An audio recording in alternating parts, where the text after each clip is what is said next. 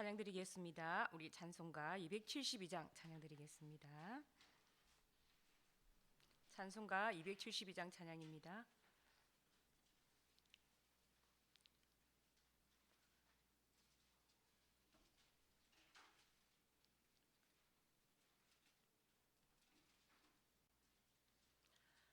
고통의 몽에 벗으려고 예수께로 나갑니다. 자유와 기쁨 베푸시는 주께로 갑니다.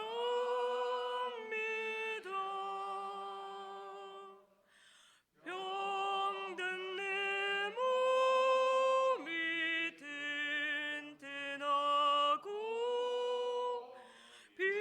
빈궁한 삶이 부해지며 죄악을 벗어버리려고 주께로 갑니다. 낭패와 실망 당한 뒤에 예수께로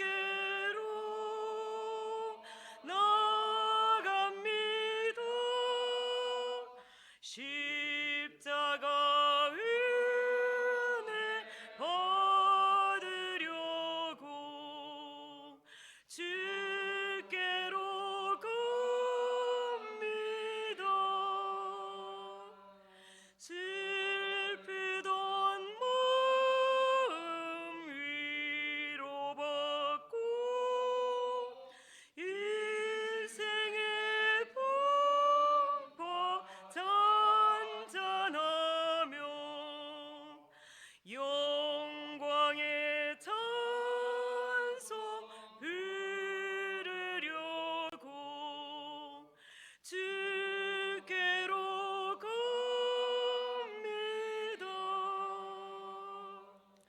교만한 몸을 내버리고 예수께로 나갑니다. 복되신 말씀 따르려고 주께로 갑니다. 실망한 이 몸 힘을 얻고 예수의 크신 사랑받아 하늘의 기쁨 맛보려고 주께로 갑니다.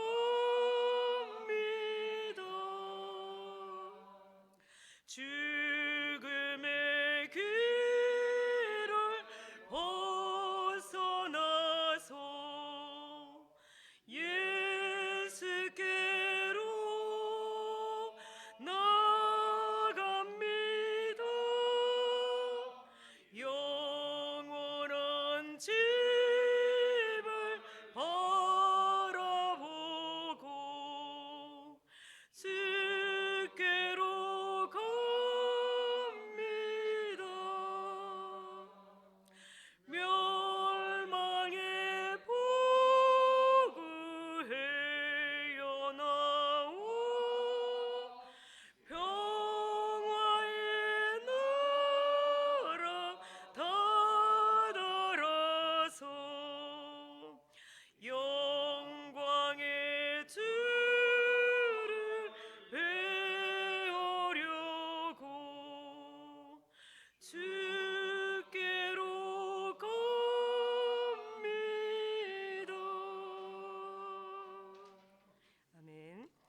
사도신경 드림으로 신앙 고백드리겠습니다. 나는 전능하신 아버지 하나님 천지의 창조주를 믿습니다. 나는 그의 유일하신 아들 우리 주 예수 그리스도를 믿습니다.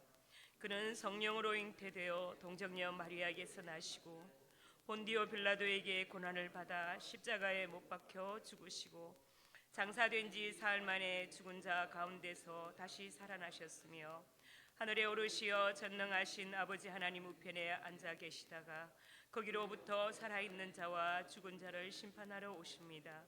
나는 성령을 믿으며 거룩한 공교회와 성도의 교제와 죄를 용서받는 것과 몸의 부활과 영생을 믿습니다. 아멘. 오늘 하나님의 말씀은 시편 102편 1절에서 11절 말씀입니다. 시편 102편 1절에서 11절 말씀 구약성경 876쪽에 있습니다.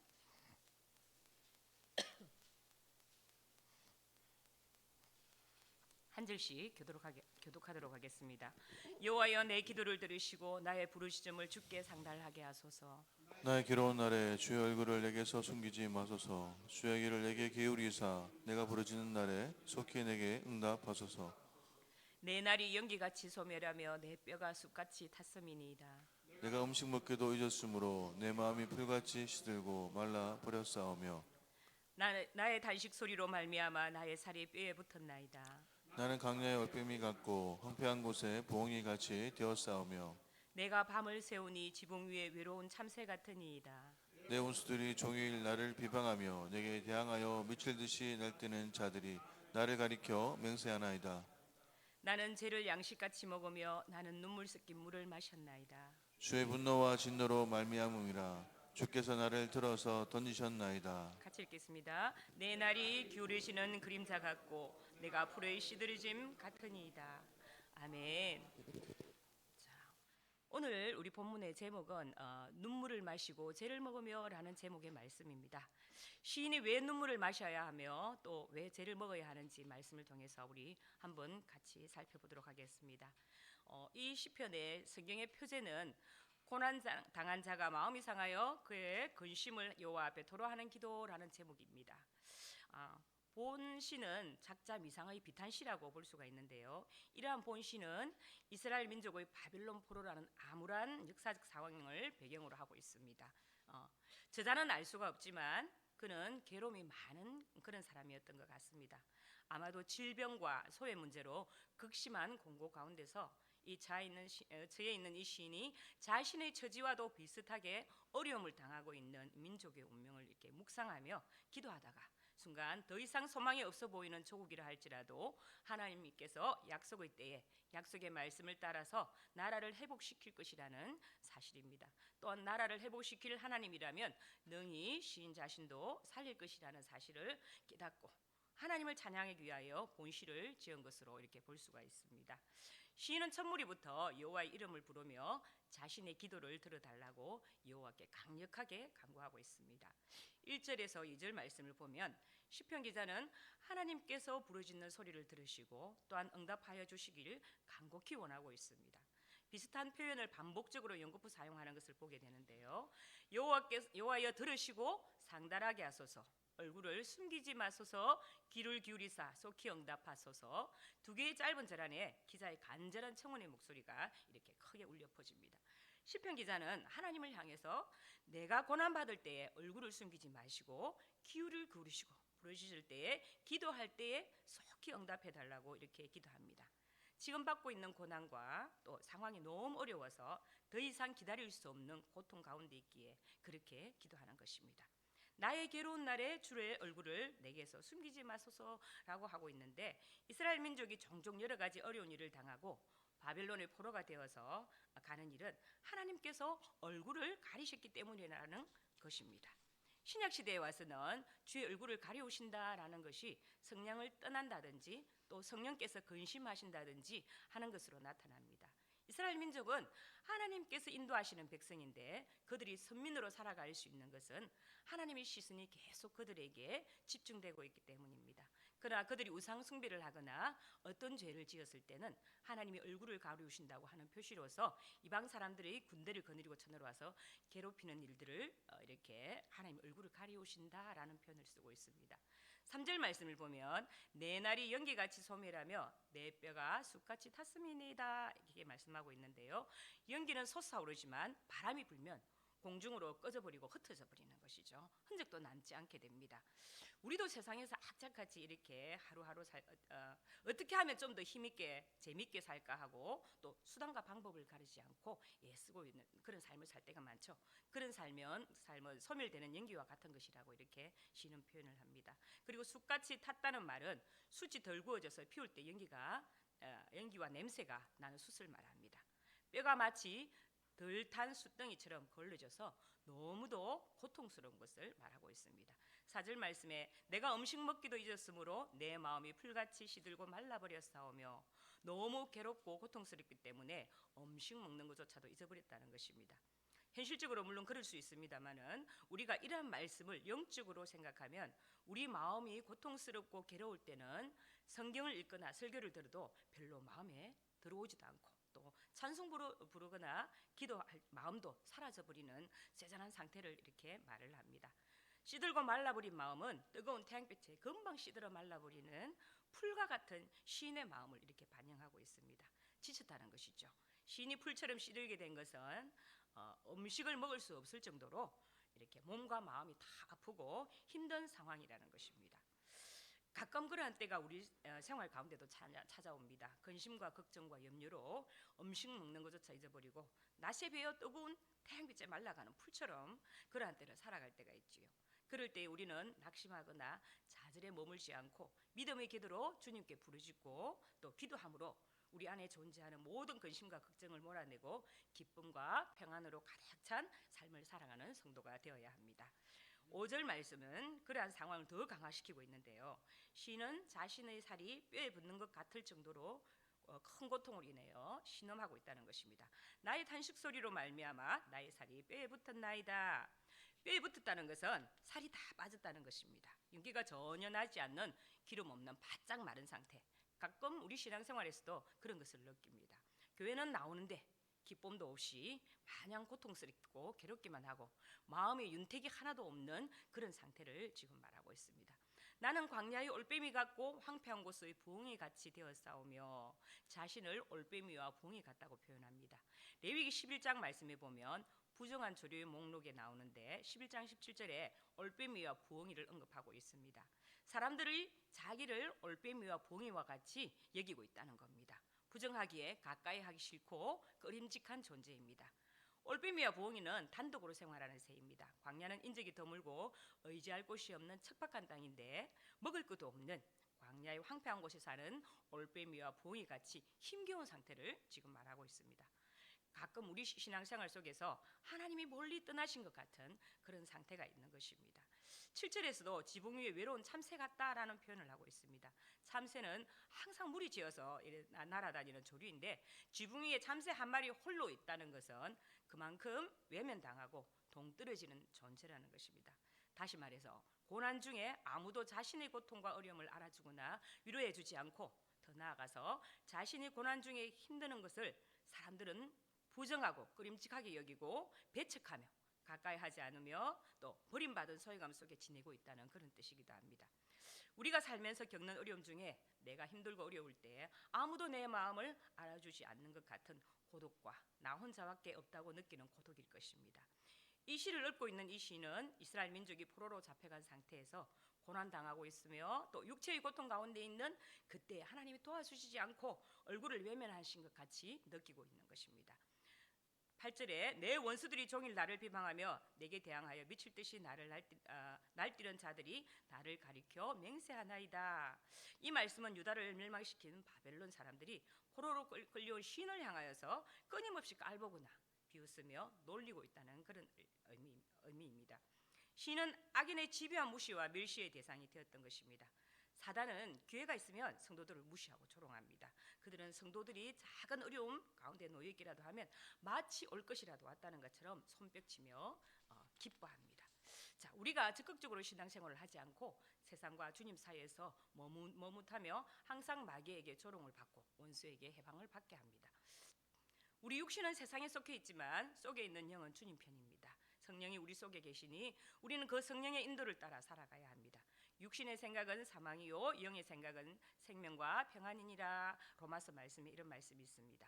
신앙생활을 적극적으로 하지 않고 마지못해 하면 우리 양심 속에 늘 육신의 생각과 영의 생각이 서로 씨름하며 갈등을 겪게 된다는 것이죠. 9절 말씀은 나는 죄를 양식같이 먹으며 나는 눈물 섞인 물을 마셨나이다 라고 말씀합니다. 시인이 먹고 마시는 것은 몸의 기운을 북돋우는 음식이 아니라 괴로움과 슬픔의 재료로서 죄를 먹고 눈물 섞인 물을 마셨다고 탄식합니다. 원수들의 비방과 모욕으로 인하여서 받은 극심한 슬픔과 수치의 감정을 표현하고 있는 것입니다. 10절 말씀에 주의 분노와 진노로 말미암음이라 주께서 나를 들어서 던지셨나이다 라고 합니다. 이러한 모든 고난이 하나님의 진노의 결과로 임한 심판이라는 것입니다. 시는 자신이나 민족의 죄의 결과로 하나님께서 자신을 들어서 던지셨다라고 표현하고 있습니다. 모든 어려움이 다 하나님의 징계라고 말하기는 어렵지만 그러나 시인은 절절히 아파하면서 하나님의 징계를 느끼며 아파하고 있는 것입니다. 11절은 3, 4절의 내용을 반복하면서 앞에서의 탄식을 요약하고 있습니다.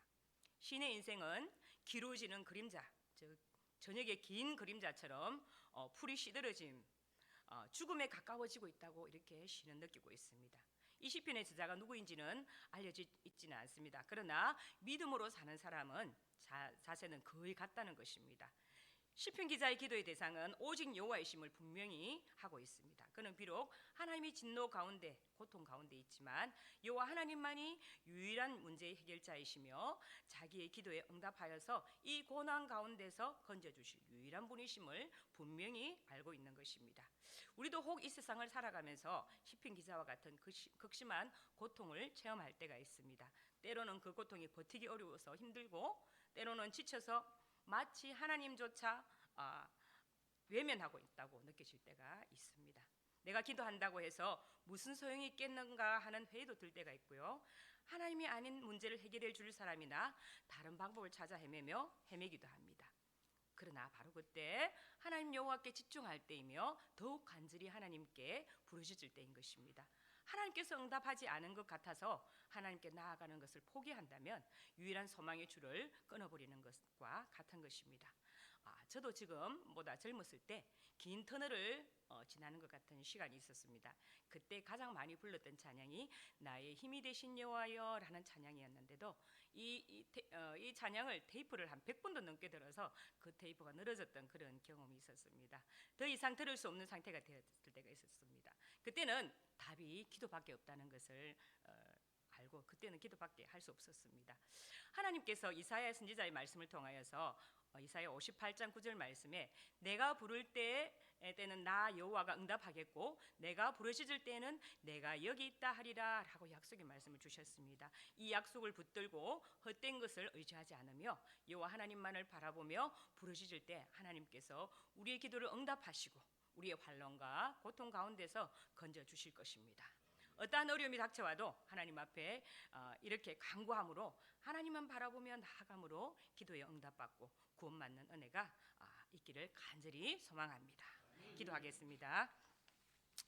아버지 하나님 은혜를 감사합니다. 오늘도 귀한 말씀을 주시고 하루를 살아갈 수 있게 하심을 참 감사합니다. 아버지 하나님이 시인이 이렇게 자신의 고난과 민족의 아픔을 고백하면서 간절히 부르짖은 것처럼 아버지 하나님 오늘 우리에게도 그러한 믿음을 더하여 주시옵기를 간절히 원합니다. 나 자신의 삶, 우리 교회를 향한 아버지 하나님 큰 사역들, 또 하나님께서 이 민족을 향한 하나님께서 이 민족을 부르신 그런 목적들을 향하여 우리가 믿음 앞에 말씀 앞에 엎드리며 기도하며 나아갈 때 하나님께서 때가 이럴 때 반드시 그 모든 것을 해결하시고 응답하여 주실 줄로 믿습니다. 하나님 우리 성도들 가운데 어려움을 겪고 있는 저들이 있습니까? 하나님 그들 가운데 찾아가 주시고 만나 주시고 부르짖을 때 그들이 소리에 외면하지 마시고 들어주시고 응답하여서 하나님이 살아계심을 아버지 하나님 그 심령 가운데 알게 하시고 깨닫게 하시고 오늘을 살아갈 수 있는 즐거움과 기쁨이 되는 아버지 하나님 그런 양식이 될 수 있도록 주님 인도하여 주시옵소서. 오늘도 이 말씀을 붙들고 하루를 살아갈 때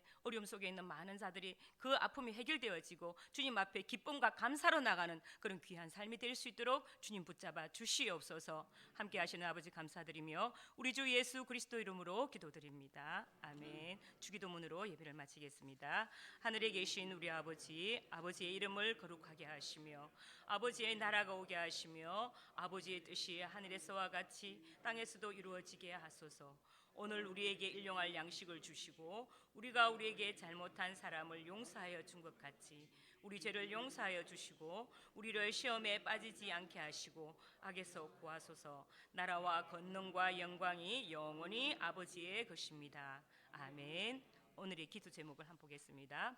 우리가 파송한 선교사들과 후원 선교사, 국내 개척교회 및 기관 선교를 위해서 기도해 주시고 그리스도의 사랑으로 지역 사회를 섬기며 복음의 능력으로 전도의 사명 감당하는 교회 되게 하소서. 우리 교회가 어떠한 상황 가운데서도 선교와 전도 구제하는 교회 사명을 잊지 않도록 기도해 주시고 삼성교회 주위에 있는 아직 예수를 믿지 않는 많은 영혼들을 위해서 주께로 돌아올 수 있도록 위해 기도해 주시고 주일학교가 전도 사역에도 불이 붙고 학교와 학원 전도가 일어나도록 그리고 이번 주는 설명절이 있는 주간입니다. 제사로 인해서 어두운 영들이 우리를 방해하지 못하도록 기도해 주시고 또 사랑하는 가족과 친척들과 만남 속에 복음의 문이 열릴 수 있도록 위해서 기도해 주시겠습니다. 주여 한번 외치고 기도하겠습니다.